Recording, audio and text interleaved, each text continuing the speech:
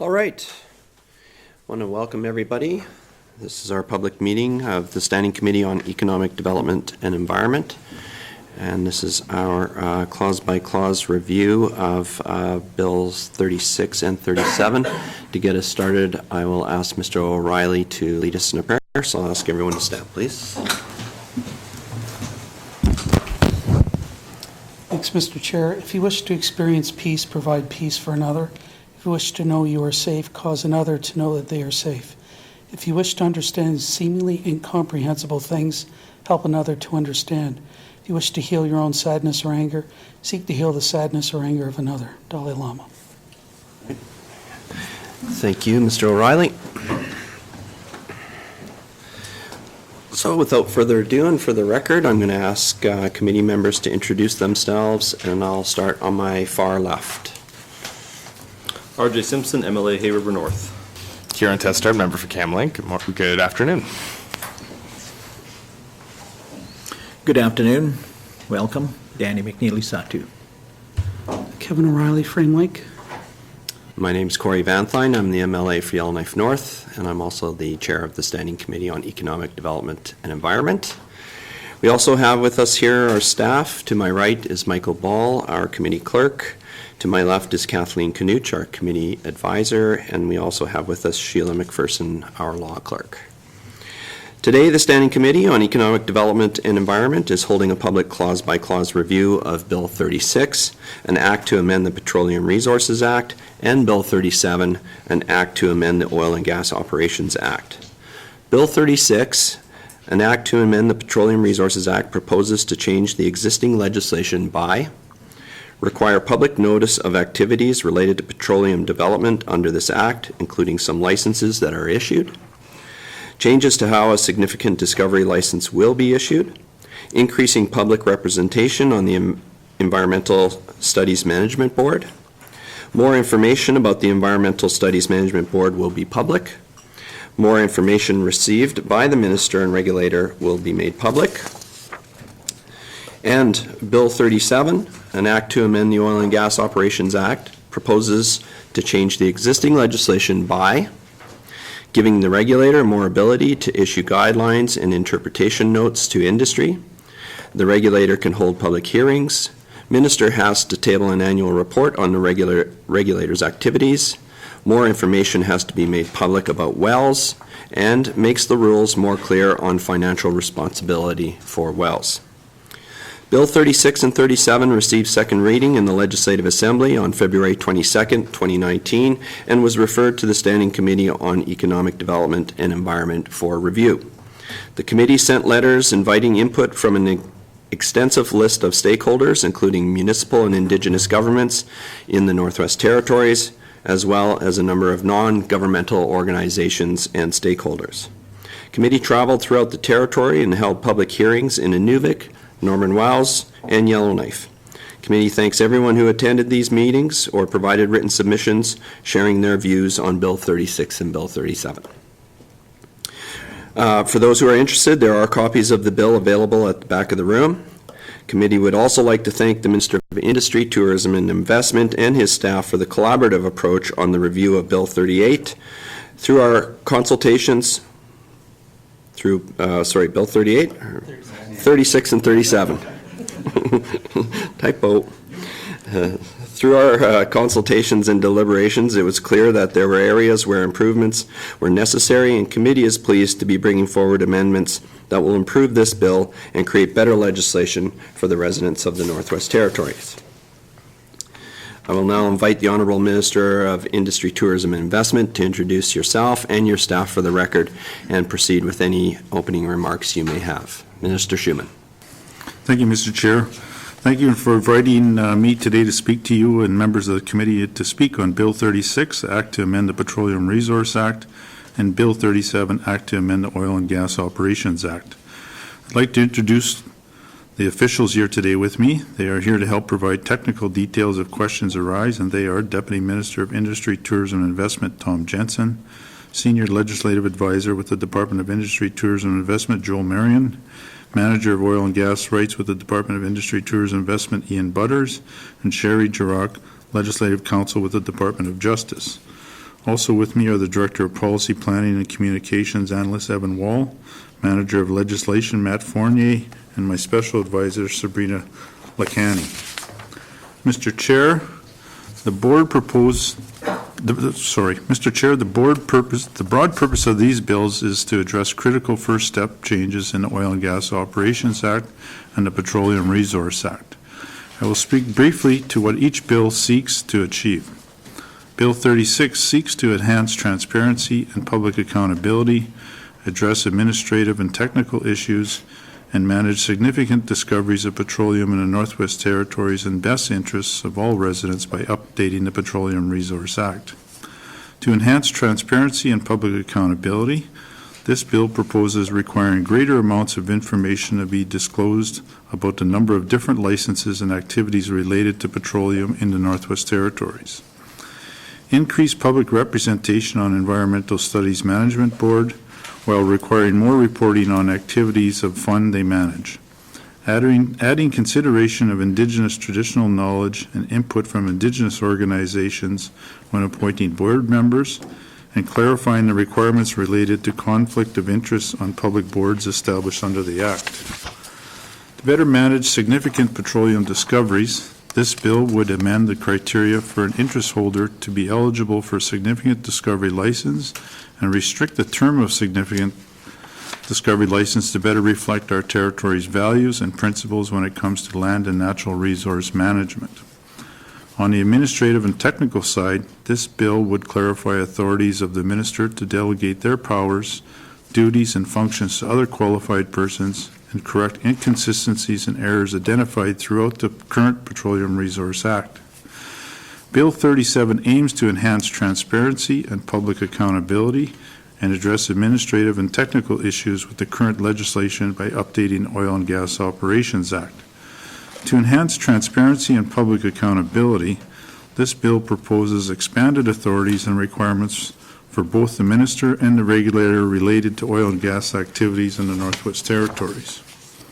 For the regulator, the bill would allow them to conduct public hearings, specifically what powers they may exercise in those hearings, and expand their authority to issue guidelines and interpretation notes providing guidance on the application and administration of the Act and regulations. For the minister, the bill would enshrine in legislation the requirement for an annual report on activities of the regulator to be tabled in the legislature. The proposal also requires both the minister and the regulator to make public significantly more information related to oil and gas activities, while clarifying obligations pertaining to the confidentiality of information received by either party. On the administrative and technical side, this bill clarifies the authorities of the minister and the regulator to delegate their powers, duties, and functions to other qualified persons, and also clarifies requirements surrounding proof of financial responsibility for holders of oil and gas authorizations. Mr. Chair, these bills are part of the government's work to improve the Northwest Territories land and resource management regime to ensure Northerners are able to make decisions that support sustainable, responsible development and protect the environment while respecting Indigenous rights. Made in the Northwest Territories legislation will help ensure NWT residents are making the decisions about how land and resources in the Northwest Territories are developed and used on behalf of current residents and future generations. Our proposed legislation is based on decades of experience in managing lands and resources that is grounded in settled land claims and has been designed to ensure our partnership with Indigenous governments inform our decisions on behalf of all residents of the Northwest Territories. To that end, they were developed through an extensive policy development effort, including legislative research, multi-platform engagement campaigns where the public, industry, Indigenous governments, NGOs, and other interested stakeholders were invited to comment. Feedback from those committees and close collaboration with Indigenous governments through the Intergovernmental Council. The Department of Industry, Tourism and Investment has worked with the Legislative Division of the Department of Justice on these bills, and the Department does not anticipate that new regulations are necessary for these particularly legislative initiatives, but does anticipate working with the Office of the regulator of the oil and gas operations to ensure appropriate guidance is developed before bringing these changes into force should the bills pass. Mr. Chair, I wish to commend the committee on their continued engagement with the public as this bill has moved through the legislative process. I hope the plain language materials our department produced and promoted since introduction were helpful in informing the public. Thank you, Mr. Chair, and I look forward to hearing the committee's comments and welcome any questions the members may have. Thank you, Mr. Chair. Thank you very much, Minister Schuman. This time, I'll turn the floor over to committee. Does committee have any general comments or questions before we begin the clause-by-clause review? First, I have Mr. Testart. Thank you, Mr. Chair, and thank you to the Minister for providing us the opportunity to speak with him today about some of the policy decisions that were around the bill, rather than just getting into the substance of the bill.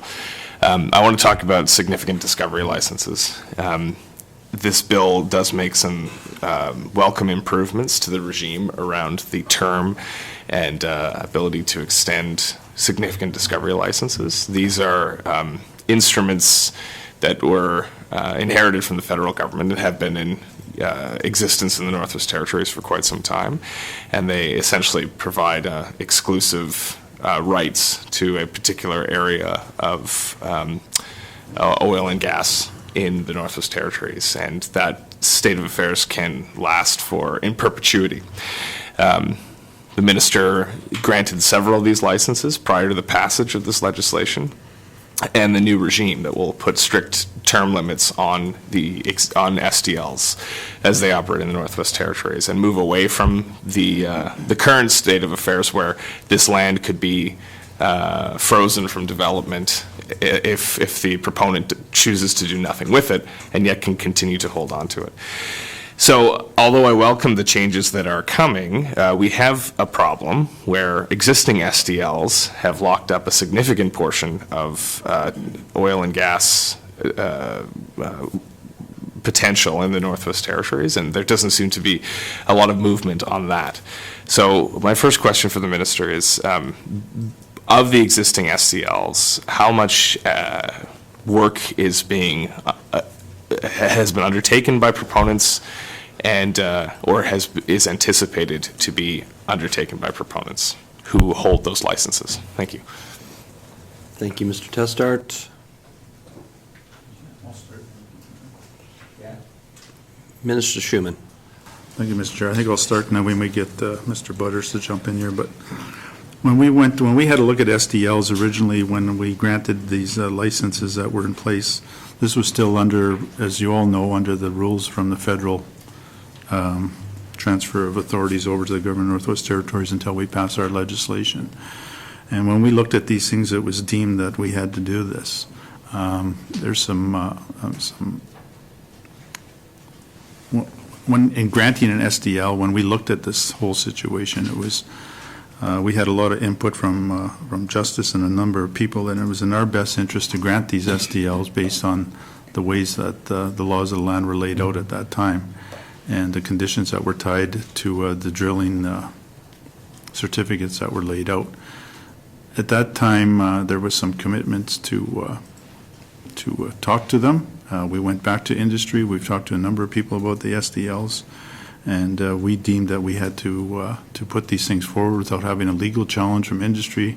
We believe it was in the best interest of the government of the Northwest Territories to do what we did.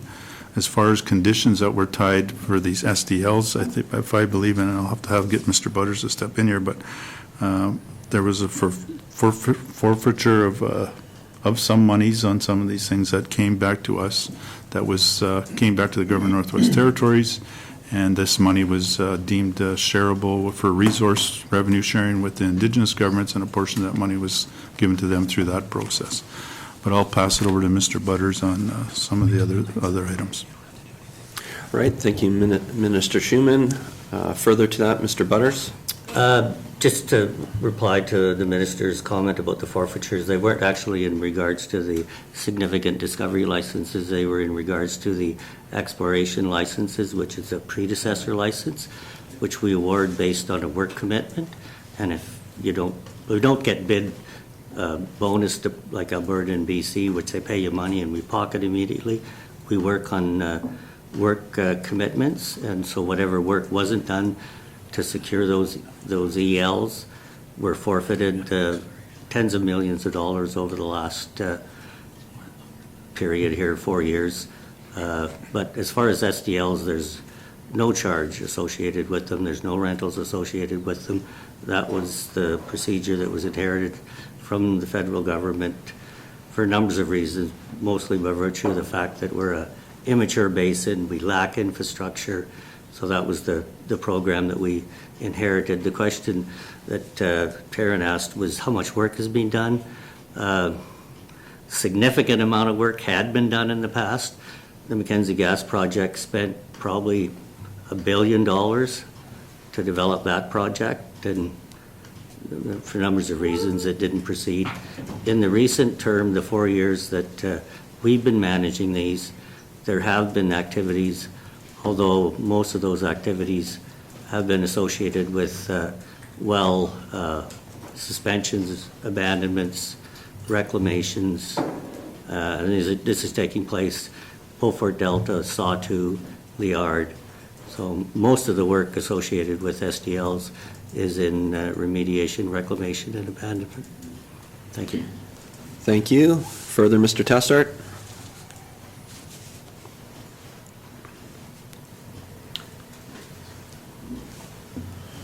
Thank you, Mr. Chair, and thank you for the response. So of the, I guess that's the larger picture of SDLs, including the Mackenzie Valley Gas Project, but of the recently issued SDLs, I believe it was last year that those SDLs were issued. What work has been done on those? Is that all reclamation based, or is there any active production, discovery, any economic activity arising from the recently issued SDLs? Thank you. Thank you, Mr. Testart. Mr. Butters? To the chair. None that I'm aware of or whatever, and that would the regulator of oil and gas operations might be more aware, so I'm only going on sort of the public information. But no, the only activity that has occurred in the past 2 to 3 years is in association with the well abandonments and reclamation. Right, thank you. Further, Mr. Testart? Thank you, Mr. Chair. So the minister mentioned that that he was given the advice that the government had to issue these licenses in the existing legislation, or the legislation that was being used before. Are the issuance of SDLs discretionary, or are they a requirement if certain criteria are met? Thank you. Thank you. To that, Mr. Butters? Through the chair. The issuance of the licenses is dependent on the existence of a significant discovery declaration, which is determined by the regulator, the NEB in the Inuvialat settlement region, or Rogo in the other areas.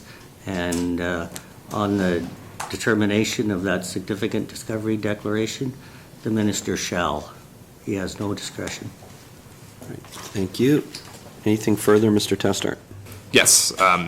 So, and I think that's why it's so important that we shape up this regime, because we heard directly from many witnesses providing evidence to the committee in the review, including the Sawtooth Secretariat, that SDLs are a big problem because the promise of oil and gas is a key economic driver in a particular region can't be realized if you can basically squat on a license that has no expiry, that has no requirements, that grants rights in perpetuity. So this is a good move, but we still have this problem that this new regime, should this bill pass, will affect future issuances of SDLs. It doesn't affect the current ones in place. Why was there no effort made to transition the existing licenses into the new regime? So the modern Made in the North approach is going to apply to SDLs as they exist in the Northwest Territories. And for example, or for case in point, Mr. Chair, at least some of these SDLs amount of total area and size nearly 2/3 the size of Prince Edward Island. So this is not small fields These are major tracts of land with a lot of economic potential that are locked up. So I think I think the expectation we heard from the public is that this new regime is going to change how everything's working. But it doesn't appear that there are any transition provisions to move the old SDLs into the new regime. Thank you. Thank you. Mr. Butters? Through the chair, and I'm not a lawyer, but when we did the review and sought the opinions of the Justice Department, we were cautioned severely that we would potentially, or not potentially, probably most certainly face litigation. And it was described by someone as this is tantamount to exploitation of an existing resource, or expropriation of a existing resource, much like occurred in Venezuela and other places. The Yukon government did something similar and faced some litigation. I don't know where that is, but that was the legal advice we received at the time, that these were issued under the legislation at the time. The framework of the legislation clearly describes that why these SDLs were designed to have indefinite terms was because of the remoteness of the resource and the expense of getting it to market and various other conditions, market prices and things like that, and to either force someone to develop the resource or to give it up was thought to be encouraging litigation from the existing rights holders. Right, thank you. Further, Mr. Testart? Thank you, Mr. Chair. I appreciate that sometimes that it may have ended up in court, but we also don't know if it may have ended up in court because nothing was actioned, and I haven't heard that industry was contacted on this. And I think there's a fundamental issue here where the public interest, the residents of the Northwest Territories and Indigenous governments have seen this as a problem, have raised this concern. We were hamstrung by laws that we didn't design, that we were forced to implement, and now we're being punished by those same laws, and it's not being transitioned forward. So I don't blame, to be clear, anyone at this who is with us today, but it seems like we could have done more. And if it comes to court, then it comes to court. I mean, we've seen plenty of governments make decisions that previous governments or reverse or revise decisions that previous governments have made, and they fight it out in court. You know, that's just part of decision making. Sometimes it ends up there. And in this case, I believe that these matters would probably be heard in international courts or trade courts, where the federal government would be responsible for litigating on our government's behalf. So I appreciate that there was a liability concern. Quite frankly, I think the public's interest outweighs the liability to the GNWT. But there's another possibility that the minister can issue drilling orders, can move some of this work forward, can kind of force people to do something with the SDLs or move them. Is there any thought to doing that, so we can at least get some economic activity moving on these on these existing licenses? Thank you. Thank you. Minister Schuman? Thank you, Mr. Chair. You know, these comments are based on decisions that this government made. Every government's going to have a look at this, and maybe a different government's going to have a different decision. But at this point in time, when it came before myself in particular, based on what the Department of Justice came back to us and their recommendations around litigation and compensation that would potentially have to be paid out to these companies, we made the decision as a government to go down this road. And I think it's the right decision we made. Maybe myself and the member are opposite on that. He has his own opinion on this. But this is a decision that we made in the best interest that we see for the people of the Northwest Territories. So that separates why we haven't pursued this avenue on the existing SDLs. As far as issuing drilling orders in the Northwest Territories, yes, I believe I have the authority to do that. But one of the things that you have to balance off before making a decision on something like that is, first of all, is it in the best interest of the people in Northwest Territories to force these people to go drill and work on these leases just for the betterment of trying to cause economic development within a region?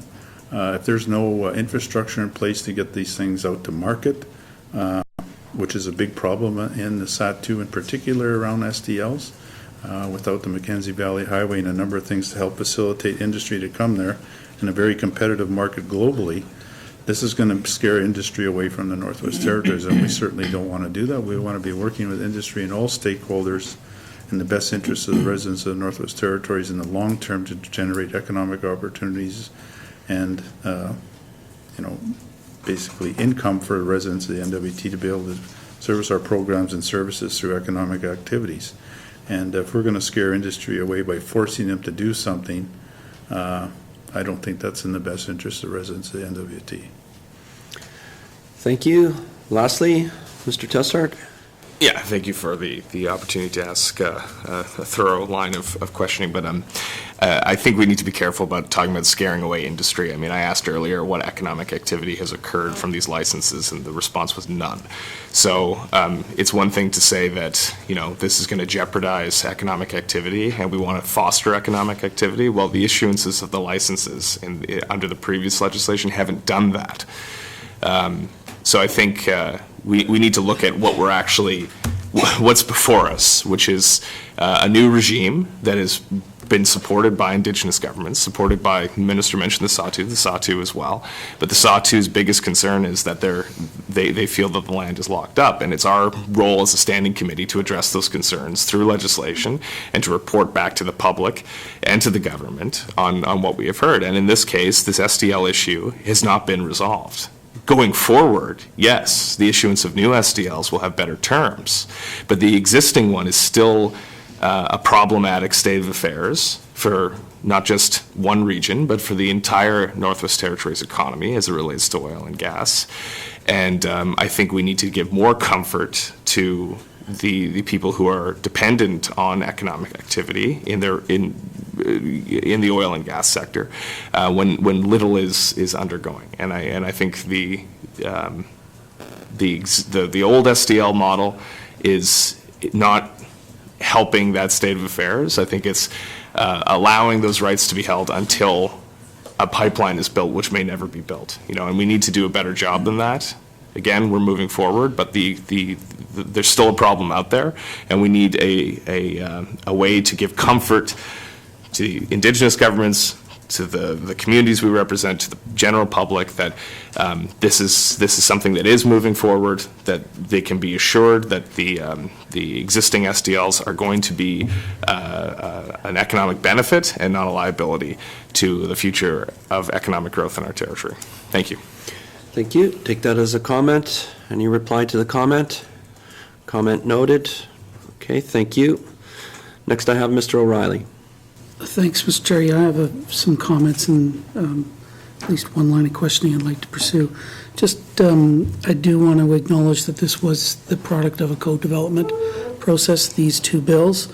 Committee is going to be making a general report on co-development of post-devolution legislation, and I'm going to reserve any comments I have on that to that particular report from the committee. But I will say that the plain language materials were helpful. I think they're a little bit overwhelming, though, for the public, the number of plain language documents that were provided, but they were helpful.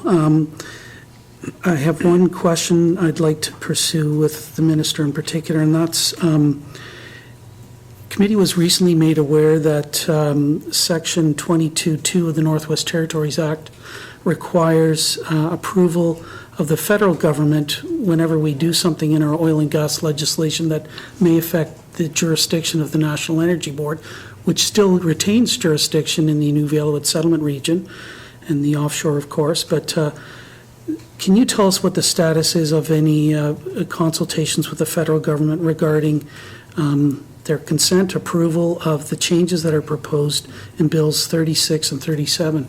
Thanks, Mr. Chair. Thank you. Mr. Marion? So as you're aware, the Northwest Territories Act, it lays out the powers of the Legislative Assembly. Part of those powers are constrained by the subsection 22.2 that you mentioned. So as the department developed these bills, we worked with the federal government, CIRNAC, and the National Energy Board to make sure they were comfortable with the amendments in the bills. Now, we have, as we've worked with SCEDI on language in these motions, we've been speaking to NEB and the feds to see which could trigger additional federal consent and which changes they'd be comfortable with. The motions that we support are good. They don't need additional federal consent. And any ones that we may not support today may require additional federal consent, but we've talked to the National Energy Board about all of the motions discussed by Standing Committee. Thank you. Further, Mr. O'Reilly. Thanks, Mr. Chair. So can someone then just put on the public record whether the federal government has given its consent for Bills 36 and 37 already? Thanks, Mr. Chair. Thank you. Mr. Marion? Yes, there is an order in council consenting to Bills 36 and 37. They've identified, off the top of my head, six specific subsections that they, in their position, felt triggered the need for federal consent. I've provided those to Standing Committee staff. All right. Thank you. Further, Mr. O'Reilly. Yeah, thanks, Mr. Chair. I don't want to go too deeply into this because this can be the subject of some correspondence between the committee and the minister, but can the minister just tell us why the committee was not advised of this quickly? And, anyways, can the minister just tell the committee why we were only apprised of this well into the review that we were undertaking of the legislation? Thanks, Mr. Chair. Thank you.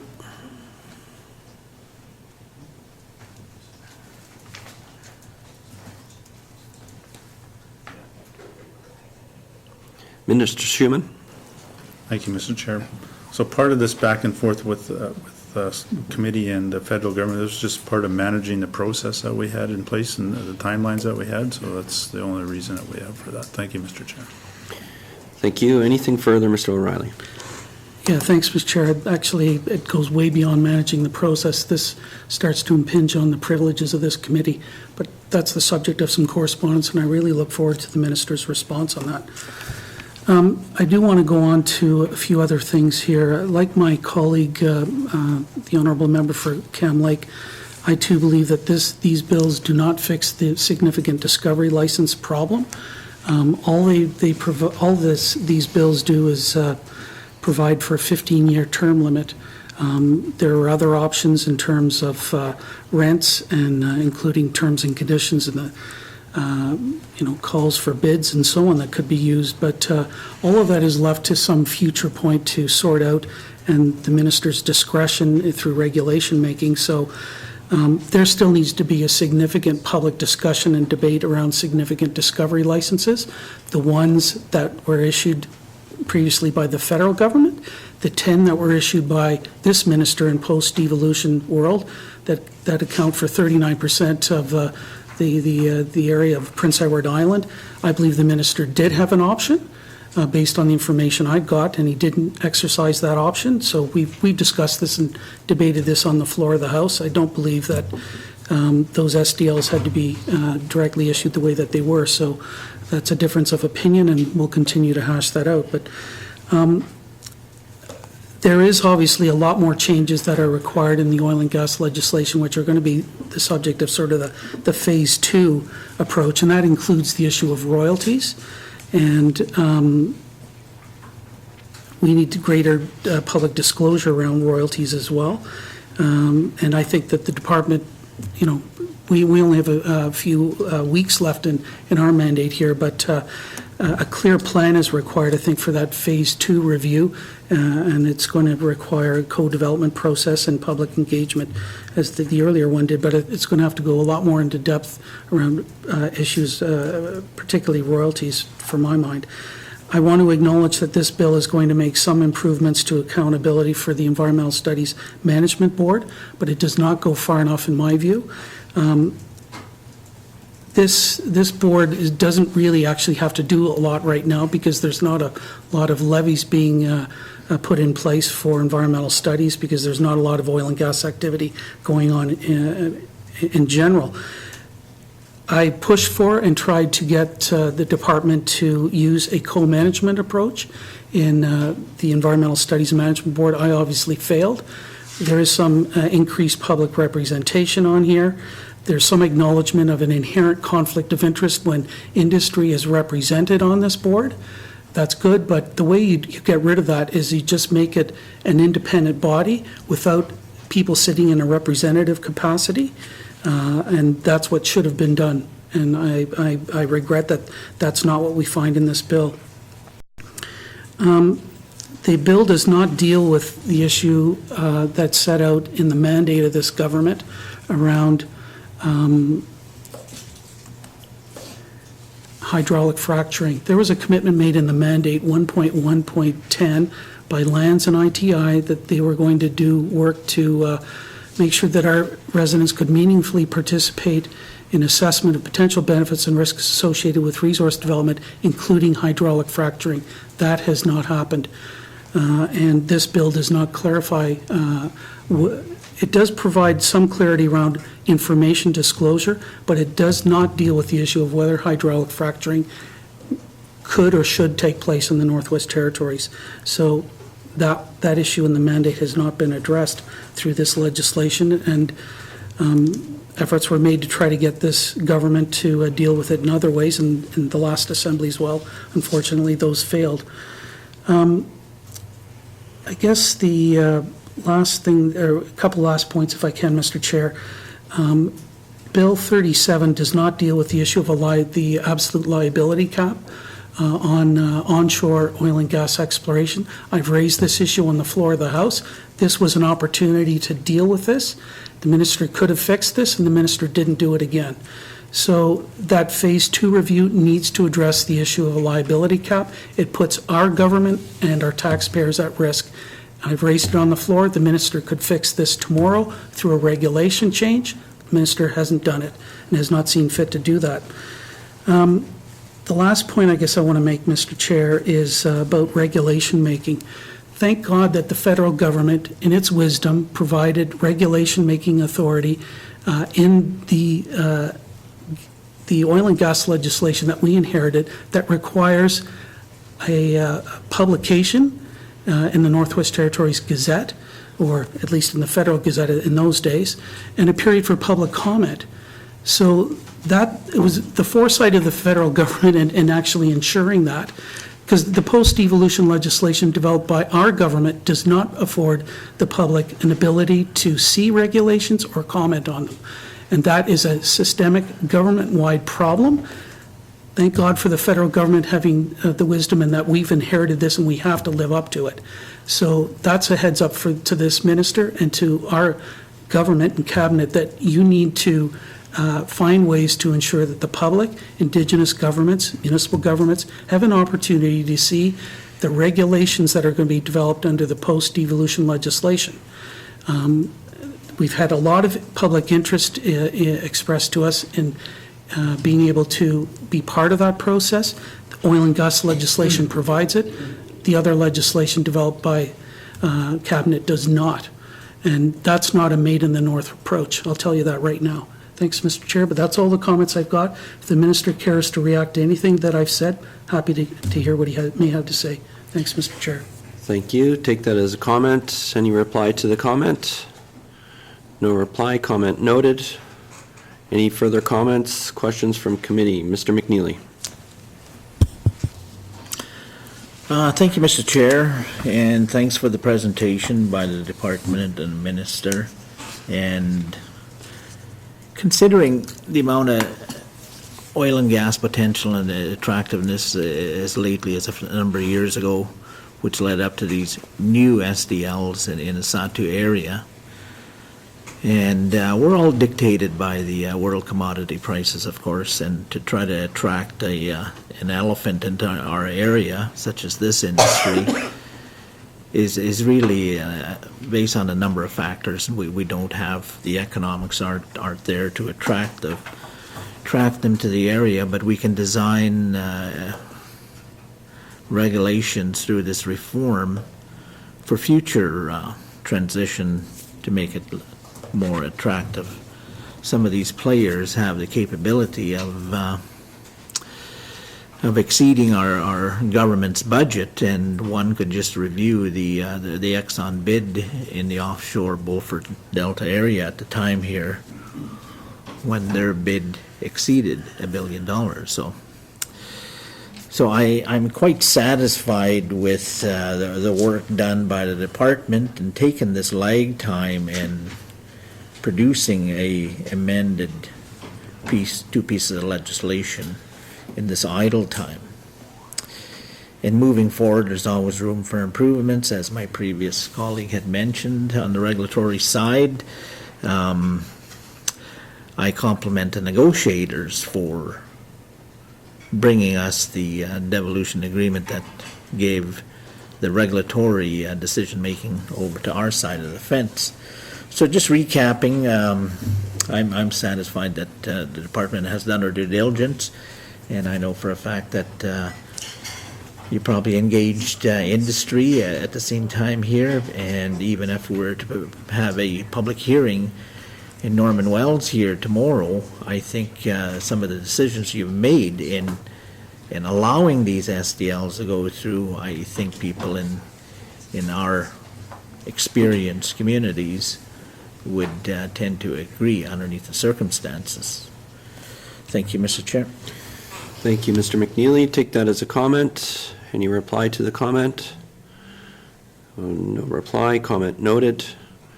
Any further comments or questions from committee? Seeing none, does committee agree to conduct a clause-by-clause review of Bill 36 and act to amend the Petroleum Resources Act? Thank you. Committee agreed. We will defer the title of the bill until the end and begin with consideration of the clauses. There are 18 clauses in the bill. I'll ask everyone to please turn to page 1 of the bill.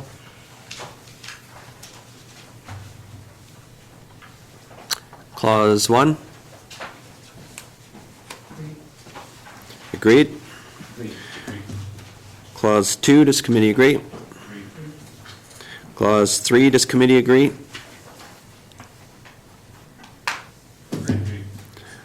Clause 4. Mr. O'Reilly. Mr. Chair, I move that Clause 4 of Bill 36 be amended. A, in proposed Clause 18 by striking out must be published in the Northwest Territories Gazette and in any other publication the minister considers appropriate, and substituting must be published in a timely manner in the Northwest Territories Gazette and on a website maintained by the department responsible for the administration of this act. And B, in that portion of proposed Clause 18.1, preceding paragraph A by striking out shall make publicly available and substituting shall publish in a timely manner on a website maintained by the department responsible for the administration of this act. Thanks, Mr. Chair. Thank you. Motion is in order. To the motion. Mr. O'Reilly. Thanks, Mr. Chair. So this, the purpose of this motion is to respond to a number of concerns that we heard through the public review of this bill, that although it's helpful that notices are required to be published in the Northwest Territories Gazette, and I think this is largely inherited through the federal legislation that we now have, that these should be made publicly available on a website, not just published in the Gazette, and that they should be made available to the public in a timely manner without delay. So that's the effect of these this particular amendment is to improve public accessibility to information under this legislation, and to make sure that it's posted in a timely fashion so the public can access it. Thanks, Mr. Chair. Thank you, Mr. O'Reilly. To the motion? Question has been called. All those in favor? All those opposed? The motion is carried. Does the minister concur with this amendment? Yes, ITI supports this motion. The minister concurs with the amendment. Thank you, Minister. Next, committee, to Clause 4 as amended. Does committee agree? Mr. McNeely? Thank you, Mr. Chair.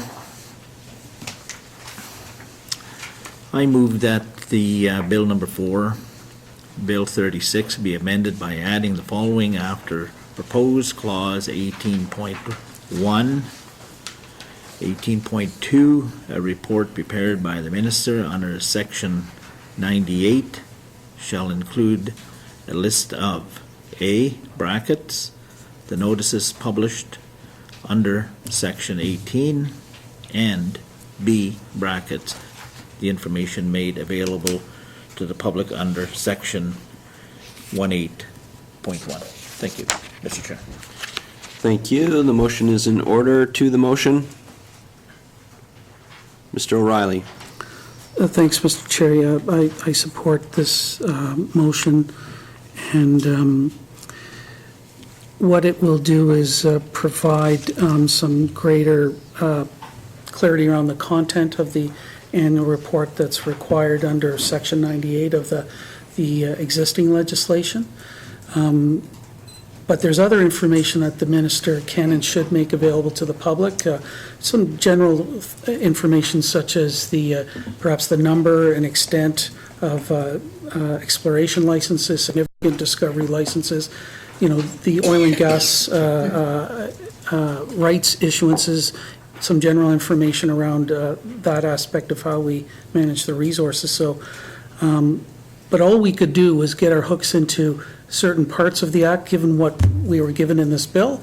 So I would like to recommend to the minister that he look at other things that should be reported on in his annual report. And maybe when the entire legislation is reopened, we'll have an opportunity to look at that collaboratively and develop a more comprehensive list of what the annual report should consist of. But this is a start, and this is as much as committee could achieve in the context of this bill. But I support it. Thanks, Mr. Chair. Thank you, Mr. O'Reilly. To the motion? Question has been called. All those in favor? All those opposed? The motion is carried. Does the minister concur with this amendment? Yes, we do, Mr. Chair. The minister concurs with this amendment. Thank you, Minister. Committee, to Clause 4 as amended, does committee agree? Agreed. Thank you. Committee, Clause 5. Agreed? Agreed. Thank you. Clause 6, does committee agree? Agreed. Thank you. Clause 7, does committee agree? Agreed. Thank you. Clause 8, does committee agree? Thank you. Clause 9, does committee agree? Mr. Testart? Thank you, Mr. Chair. I move that Clause 9 of Bill 36 be amended in that portion of proposed subclause 32, brackets 4, preceding paragraph A, by striking out extend the term of the significant discovery license if, and substituting extend the term of the significant discovery license for one or more terms of 15 years if. Thank you, Mr. Chair. Thank you. The motion is in order. To the motion. Mr. Testart. Thank you, Mr. Chair. So committee worked on this portion of the act surrounding SDLs and had a lot of discussions. And one thing we noted is under the discretionary extension of terms, the current language allows the minister to extend a term for an specified period of time. So what this amendment does quite simply is match extensions to the original term of the SDL, and that being 15 years. And committee felt that that was an appropriate way to manage extensions of SDLs, to give developers the time to, or industrial proponents the time to continue their leases or licenses as necessary to develop the resource, but not for an indefinite period of time as has existed previously. So I think this strikes the balance of respecting the need for time-bound requirements related to SDLs while still requiring the original purpose of the SDL to remain intact. Thank you, Mr. Chair. Thank you. To the motion, Mr. O'Reilly. Thanks, Mr. Chair. Yeah, I support this motion. It will, in the bill that was given to committee, there was no restrictions on the minister in terms of the length of the renewal of an SDL, and this would make it 15 years. I'm not sure that that's the right amount of time, but at least there's an end to it. But as I said earlier in my opening remarks, this does not fix the problem of significant discovery licenses, and I want to be very clear about this. There's still public discussion and debate needed around how we fix them, and one option is to just get rid of them completely so that someone would move, or a proponent would move from an exploration license to a production license. But that's the subject, I think, of another public debate and discussion. This doesn't fix the root of the problem, and it certainly doesn't deal with the grandfathering issue that my colleague has raised as well, but I do support it. Thanks, Mr. Chair. Thank you. Further to the motion? Question has been called. All those in favor? All those opposed? The motion is carried. Does the minister concur with this amendment? Yes, we do. Thank you. The minister concurs with this amendment. Thank you, Minister. Committee, to Clause 9 as amended, does committee agree? Agreed. Thank you. Committee, Clause 10, does committee agree? Agreed. Clause 11, does committee agree? Clause 12, does committee agree? Clause 13, does committee agree? Clause 14, does committee agree? Mr. Simpson. Thank you, Mr. Chair. I move that Clause 14 of Bill 36 be amended by striking out Subclause 5 and substituting the following 5, notwithstanding subsections 2 to 4. If the number of members of the board is fixed A, at 5 or less, the minister shall appoint one member of the public to the board, or B, at 6 or more, the minister shall appoint 2 members of the public to the board. Thank you. Thank you, Mr. Simpson. There's a motion, the motion is in order to the motion. Mr. Simpson. Thank you, Mr. Chair. This relates to the Environmental Studies Management Board. Under the current bill, there's a ceiling on the number of public representatives that could be appointed to that board. There is no floor, though. This amendment would ensure that there is at least one member of the public represented on that board. Thank you, Mr. Chair. All right, thank you. To the motion? Question has been called. All those in favor? All those opposed? The motion is carried. Does the minister concur with this amendment? Yes, we do. Thank you, Minister. The minister concurs with this amendment. Committee, to Clause 14 as amended, does committee agree? Agreed. Committee agrees. Thank you. To Clause 15, does committee agree? Agreed. To Clause 16, does committee agree? Mr. O'Reilly. Thanks, Mr. Chair. I move that Clause 16 of Bill 36 be amended in proposed subclause 91(1) in the proposed definition hydraulic fracturing fluid information by adding the following after paragraph K.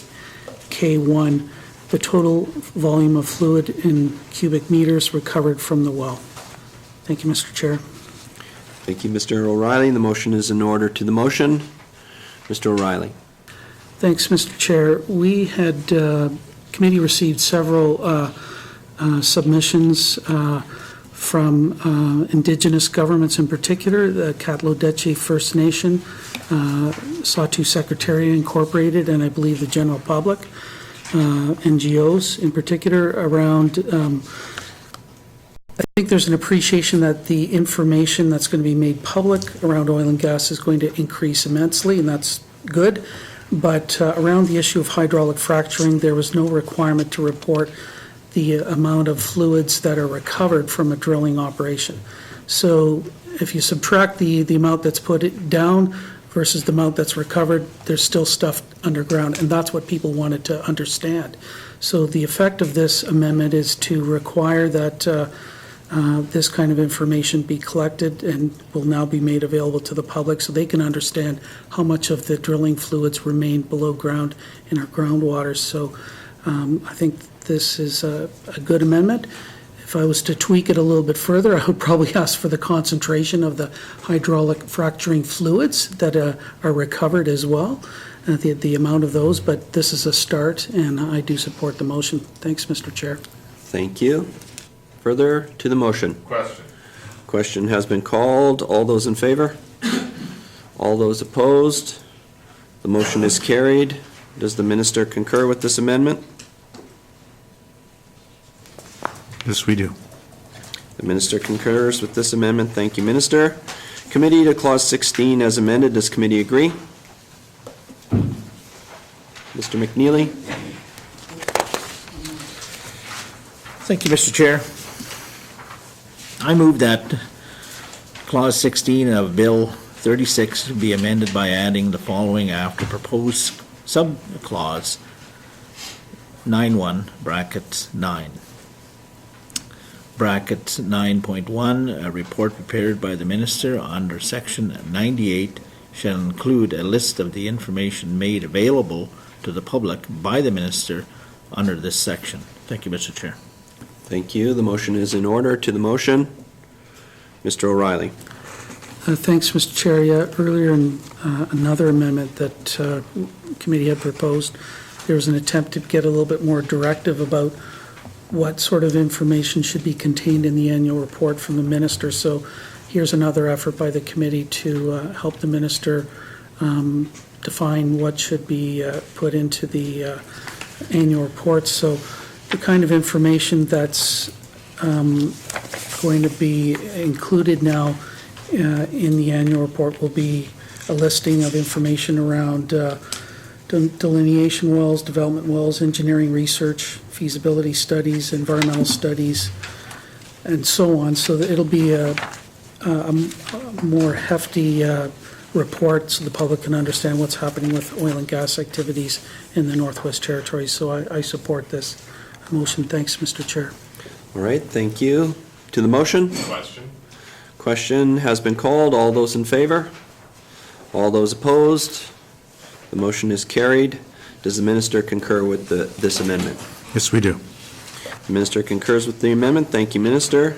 Committee to Clause 16 as amended. Does committee agree? Agreed. Committee agrees. Thank you. Committee Clause 17. Does committee agree? Agreed. Thank you. Committee Clause 18. Committee agree? Agreed. All right. Committee, that concludes the clauses. We will now return to the bill number and title. Bill 36, an act to amend the Petroleum Resources Act. Does committee agree? Agreed. Thank you. The bill as a whole, does committee agree? Agreed.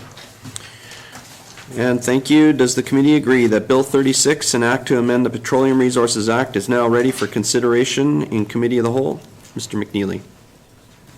Thank you, Mr. Chair. I move Bill 36, an act to amend the Petroleum Resources Act, be reported to the Assembly as ready for consideration in the Committee of the Whole as amended and reprinted. Thank you, Mr. Chair. Thank you, Mr. McNeely. Motion is in order. Motion is on the floor. To the motion. Question. Question has been called. All those in favor? All those opposed? Motion is carried. Bill 36, an act to amend the Petroleum Resources Act, will be reported to the Assembly as ready for consideration in Committee of the Whole as amended and reprinted. Does committee agree to now conduct a clause-by-clause review of Bill 37, an act to amend the Oil and Gas Operations Act? Agreed. Committee agrees. We will defer the title of the bill until the end and begin with consideration of the clauses. There are again 18 clauses in the bill. Please turn to page 1 of the bill. Clause 1, does committee agree? Agreed. Thank you. Clause 2, does committee agree? Agreed. Clause 3, does committee agree? Agreed. To Clause 4, does committee agree? To Clause 5, Mr. Testart? Thank you, Mr. Chair. I move that Clause 5 of Bill 37 be amended by renumbering proposed Clause 19.1 as Subclause 19.1 brackets 1 and adding the following after that renumbered subclause. 2, the regulator shall issue and publish guidelines setting out the circumstances in which a public hearing must be held. Thank you, Mr. Chair. Thank you. The motion is in order. To the motion, Mr. Testart. Thank you, Mr. Chair. And as you pointed out in your opening comments, one of the features of these amendments is it will allow the regulator to conduct public hearings, and I'll quote directly from the bill, in respect of the exercise of any of its powers, the performance of any of its duties and functions under this act or the regulations. In regards to this, the committee felt strongly that it would be useful if the regulator established kind of a minimum threshold for when public hearings must be held. So if there was a significant matter of a regulatory matter, that that threshold be established. So the public would be involved in that decision making, and this is consistent with our co-management system and other regulatory boards as well. In particular, the Mackenzie Valley Resource Management Board works through a similar process. So this is to create consistency, to allow guarantees that the public will be involved at projects of a certain level, and to ensure that there is transparency and input from the North in this Made in the North legislation. Thank you, Mr. Chair. Thank you. Further to the motion, Mr. O'Reilly?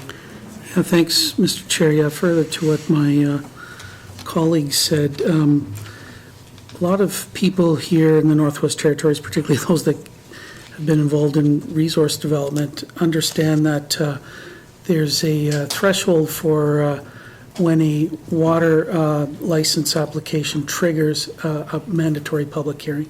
That's set out in the Waters Act of the Waters Regulations, actually, where the thresholds are set. So something below a certain level is a Class B license, which does not require a public hearing, but if it's above those thresholds, it's a Class A water license application. There's a mandatory public hearing, or at least it's advertised. If anybody wants to present, the Land and Water Board, relevant Land and Water Board, has to hold a public hearing. It creates some certainty around when a public hearing is required, and creates certainty for proponents and so on. The difficulty with this bill is that it doesn't set the floor for when a public hearing is going to be required. I have lots of confidence that in the oil and gas, the Office of the Oil and Gas Regulator here, that they are doing things well, and they may be even moving towards some guidance themselves on when a public hearing would be required, but it should be a minimum standard set in the legislation itself to require guidelines be issued around that. So I support this, and it's consistent with the approach that's already in place around water licensing, and I think some of the expectations that our public have, and we had this issue raised to us as part of our public consultation, so that this is following through on what we heard as well. And I look forward to the minister's explanation about whether he can support this or not. And I don't know when's the appropriate time to get an explanation from the minister of the department, whether it's now or when we hear about concurrence, but I'd like to get that explanation on the record. Thanks, Mr. Chair. Thank you. Well, we'll go through the procedure, and then if there's, if the minister cares to, then we'll allow comment. But further from members to the motion? Question has been called. All those in favor? All those opposed? Abstaining? So all those in favor? All those opposed? The motion is carried. Does the minister concur with this amendment? No, we do not. Does the minister care to provide an explanation? Thank you, Mr. Chair. It does not appear that this motion is necessary. ITI understands that the regulator intends to develop guidelines and interpretation notes providing guidance on the application and administration of the new authority to conduct public hearings under Section 19.1. Thank you, Mr. Chair. Thank you, Minister, for the explanation. The minister does not concur with the amendment. The amendment will not take effect as a result. Committee to Clause 5. Does committee agree? Some mumblings? Agreed to move on. Committee to Clause 6. Does committee agree? Thank you. Committee to Clause 7. Mr. Simpson. Thank you, Mr. Chair. I move that Clause 7 of Bill 37 be amended in proposed subclause 22.1 in the proposed definition hydraulic fracturing fluid information by adding the following after paragraph K. K1, the total volume of fluid in meters cubed recovered from the well. Thank you, Mr. Chair. Thank you. The motion is in order. To the motion. Question has been called. All those in favor? All those opposed? All those abstaining? The motion has, all those in favor, majority in favor, the motion is carried. Does the minister concur with the state amendment? Yes, we do, Mr. Chair. Thank you. The minister concurs with the amendment. Thank you, Minister. Committee to Clause 7 as amended. Does committee agree? Thank you. Committee Clause 8. Does committee agree? Clause 9. Does committee agree? Mr. O'Reilly. Thanks, Mr. Chair. I neglected to cover this in my opening remarks, but can I ask a question of the minister on Clause 9? Certainly. Thanks, Mr. Chair. So I'd like to just get a better understanding of how abandonment, decommissioning of oil and gas activities actually takes place. I've had a chance to look at some of the guidance that's been issued by Orogo, but it's not clear to me whether during the period when an authorization is in place, Orogo can and does require monitoring of say a well that's being that's already stopped production, and or of oil and gas facilities. Are those covered under an authorization, so post sort of production activities? Thanks, Mr. Chair. Thank you. Mr. Marion. Ask that question, please? For Just one moment. For clarification, Mr. O'Reilly. Thanks, Mr. Chair. So Clause 9 says that proof of financial security is required to be kept in place until 1 year after the time at which a regulator notifies the holder that all works in respect of which the authorization was granted have been successfully abandoned or decommissioned, blah, blah, blah. So what I'd like to know is during that abandonment decommissioning process, does the ROGO, as the regulator, require monitoring? What the concern is that's been raised to committee was that is the 1 year period enough time? And I understand the position of the department is yes, it probably is. That's the way the legislation was drafted. But can someone explain to me whether during that abandonment decommissioning of oil and gas facilities, whether monitoring is required, and can that monitoring go on for many years so that after the monitoring is finished is when the 1 year period would start? Thanks, Mr. Chair. Thank you. Mr. Butters. My understanding, and just sort of based on previous few years' experience watching how these abandonment and decommissioning have taken place, that yes, through that period there is ongoing monitoring both on behalf and reporting on the proponent's behalf and Orogo, particularly when the actual abandonment activities are taking place. That is an operational aspect, and they would have people on site to inspect the equipment that is being used. And then at the end of the process, when the operator says, we think we're done, there would be an inspection period that would determine whether the operation was successfully completed and the well is abandoned, and then there would be a release. but usually there's some environmental aspects associated with the site that would probably continue after the year, but this particular liability is associated with the well bore itself. So there would potentially years later, through the water licenses and land use permits, there could be ongoing inspections of the well site, but this is particular to the well bore. So yes, there are ongoing monitoring by the regulators. Thank you. Further, Mr. O'Reilly? Thanks, Mr. Chair. Well, that's helpful, and yeah, I'm aware of what happens on the land and water side in terms of land use inspectors, water resource management officers, but they don't have any jurisdiction when it comes to operations that are authorized by Orogo. I know Orogo has their own inspectors as well. I'm just trying to figure out how to deal with this, Mr. Chair. Maybe could I get the department or the minister to agree that he might give us, and I'm putting them in a difficult situation because they don't do this stuff themselves, but could they undertake to get information from Orogo about whether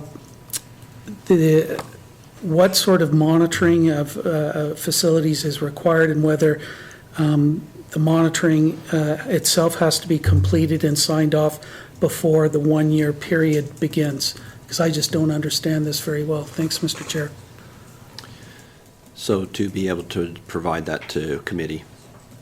Minister Schumann. Thank you, Mr. Chair. I think the easiest thing is for me just to agree to follow up with the member and clarify this one. Thank you, Mr. Chair. Okay, thank you. Anything further, Mr. O'Reilly? Thanks. Nothing further? Committee to Clause 9, does committee agree?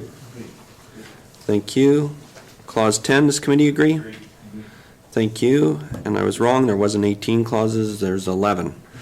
And so to Clause 11, does committee agree? Thank you, committee. That continues the clauses. We will now return to the bill number and title. Bill 37, an act to amend the Oil and Gas Operations Act. Does committee agree? The bill as a whole, does committee agree? Thank you. Does the committee agree that Bill 37, an act to amend the Oil and Gas Operations Act, is now ready for consideration in committee of the whole? Mr. McNeely? Thank you, Mr. Chair. I move Bill 37, an act to amend the Oil and Gas Operations Act, be reported to the Assembly as ready for consideration in the Committee of the Whole as amended and reprinted. Thank you, Mr. Chair. Thank you. Motion is in order. Motion is on the floor. To the motion. Question? Question has been called. All those in favor? Thank you. All those opposed? Motion is carried. Bill 37, an act to amend the Oil and Gas Operations Act, will be reported to the Assembly as ready for consideration in Committee of the Whole as amended and reprinted.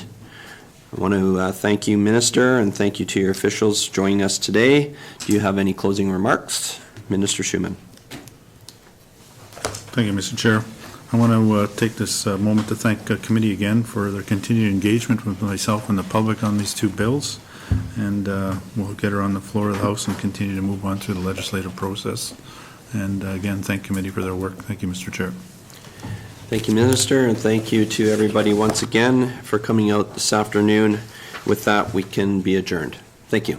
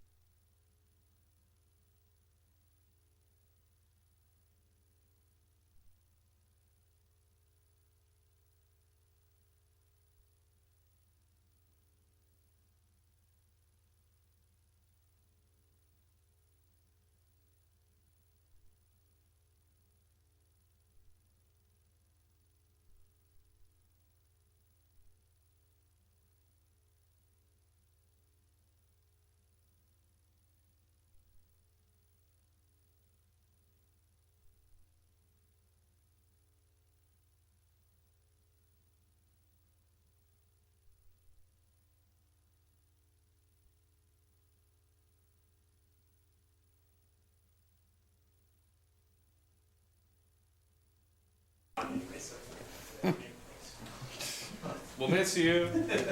Just give us a wave.